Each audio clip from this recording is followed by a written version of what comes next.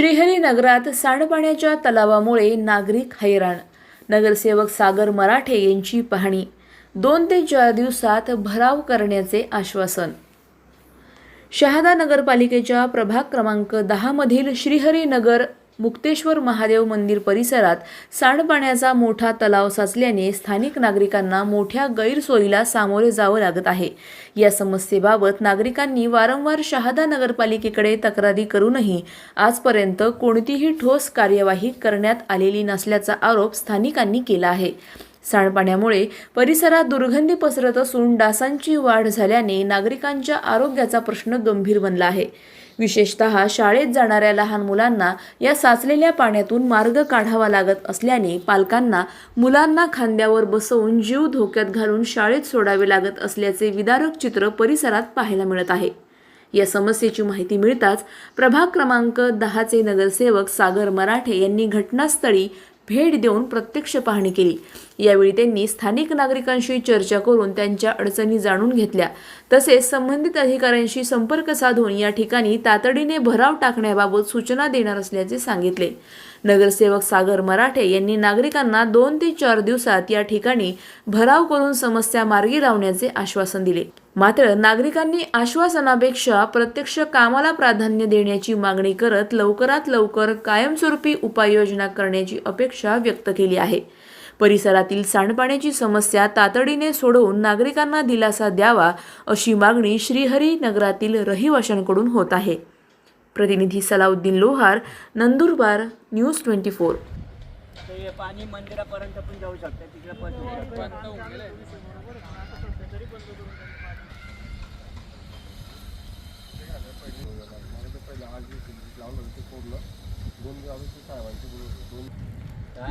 आठ दिवसापासून शाळेत नाही गेलो, वॉलंटरीमध्ये येतो. 8 दिवसापासून मी पण व्यवसायाला गेलो नाही. मंडीमध्ये दुकान आहे माझी मिसेस 8 दिवसापासून निघली नाही आणि वास आहे. एक गटांचं थांबलं काही सापडून जाणार असंच होतं. मग तोच प्रॉब्लेम अजून निर्माण होणार. दुसरं काही नाही, एक पाय वाट. नमस्कार सर, मी सर्वांना सांगू इच्छितो 2 शब्द फक्त माझ्या ऐकून घ्या. माझं घर आहे मागे, मी जिथं उभा आहे तिथं मी टॅग देण्यासाठी आलो. जसा तसा उतरून माझे ते घर आहे समोर मागे. आणि हा प्रभाग क्रमांक आहे 10. शहादा जिल्ह्यातलं, शहादा तालुक्यातला प्रभाग क्रमांक आहे 10 नंबर वार्डाची परिस्थिती अशी आहे आजच्या तारखेला का पूर्ण पाणी अवतीभोवती, सर्व घरांच्या अवतीभोवती पाणी येतंय. माझ्या एकट्याचीच गोष्ट नाही सांगते मी, कमीत कमी तिकडे 10-12 घरं आहेत.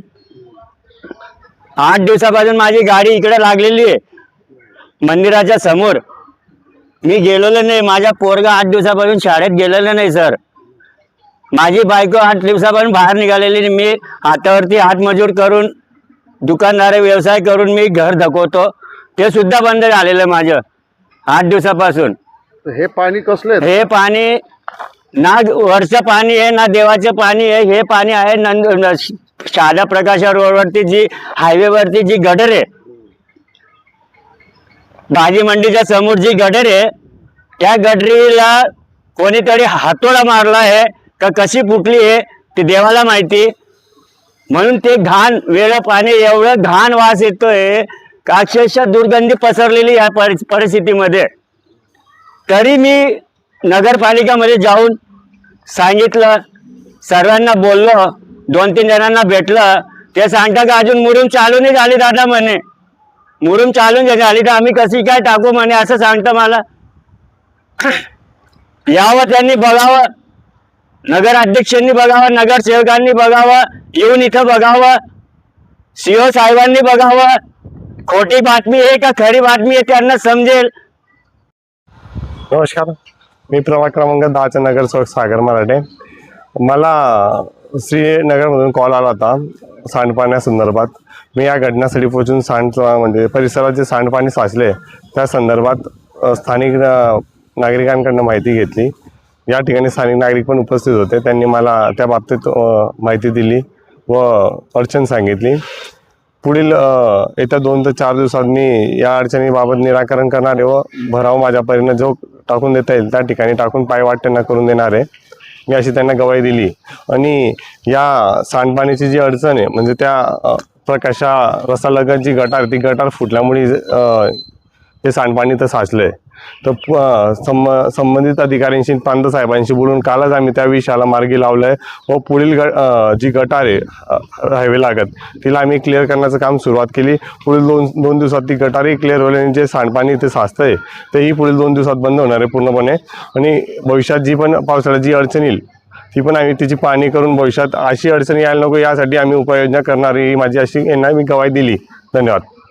अशाच घडामोडींचा आढावा घेण्यासाठी आजच आपल्या YouTube चॅनलला सबस्क्राईब करा.